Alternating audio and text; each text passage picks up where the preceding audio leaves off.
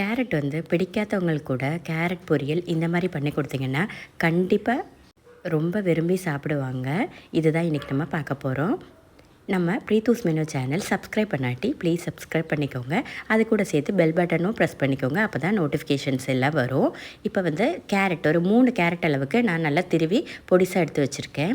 இப்போ ஒரு பேனில் கொஞ்சம் தேங்காய் எண்ணெய் விட்டுக்கோங்க. தேங்காய் எண்ணெய் கூட கொஞ்சம் கடுகு உளுத்தப்பருப்பு சேர்த்துக்கோங்க. அது பொரிஞ்சு வர நேரத்தில் ஜீரகம் கூட ஒரு 1/2 டீஸ்பூன் அளவுக்கு ஜீரகம் சேர்த்துக்கோங்க. இந்த கடுகு ஜீரகம் இந்த உளுந்து எல்லாமே நல்லா பொரிஞ்சு வரணும். அதுக்கப்புறமேட்டு தான் வெங்காயம் கருவேப்பிலை சேர்த்துக்கோங்க. வெங்காயம் வந்து இதுக்கு வந்து ரொம்ப கூட வெங்காயம் தேவை கிடையாது.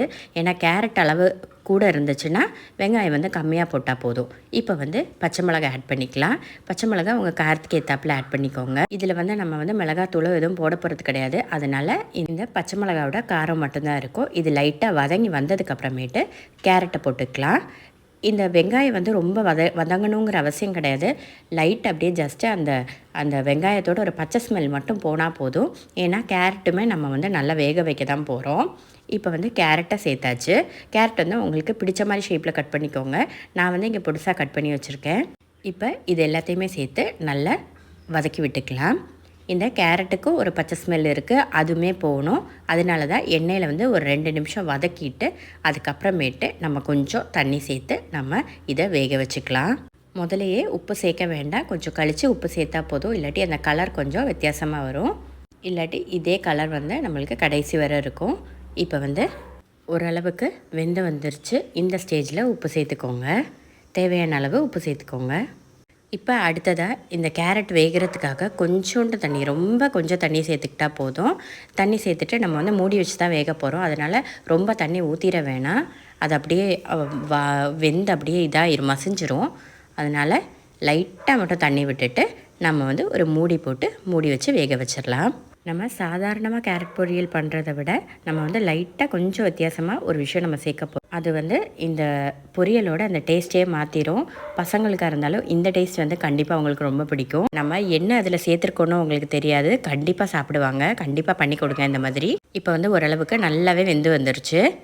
இப்போ இந்த ஸ்டேஜில் வந்து நம்ம என்ன சேர்க்க போகிறோன்னா ஒரு முட்டை நம்ம இது கூட சேர்க்க போகிறோம். இந்த முட்டை சேர்க்கப்போ பார்த்திங்கன்னா உங்களுக்கு வந்து இந்த கேரட் பொரியலோட அந்த டேஸ்ட்டே மாறிடும். கண்டிப்பாக நீங்கள் சாப்பிடாதவங்களுக்கு கூட இது கொடுத்து பாருங்கள், கண்டிப்பாக சாப்பிடுவாங்க. நம்ம தேங்காய் போடுறத விட இது வந்து பயங்கர டேஸ்ட்டாகவே இருக்கும்.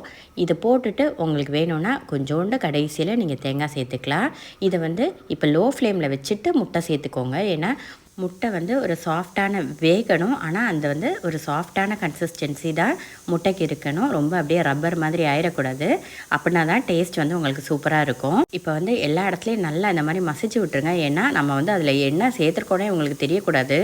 இப்போ அது கூட சேர்த்துட்டு கொஞ்சம் தேங்காய் திருவினது அப்படியே சேர்த்துக்கலாம். கொஞ்சோண்டு போதும். நம்ம முட்டை சேர்த்துக்கிறதுனால தேங்காய் வந்து நிறைய வேணுங்கிற அவசியம் இல்லை. நம்ம சாதாரணமாக போடுற அளவுக்கு தேங்காய் வந்து இதுக்கு அவசியம் கிடையாது. டேஸ்ட்டும் நல்லாயிருக்கும், ஹெல்த்தியும் கூட. அவ்வளோதாங்க, நம்ம வந்து கேரட் பொரியல் முடிஞ்சிருச்சு.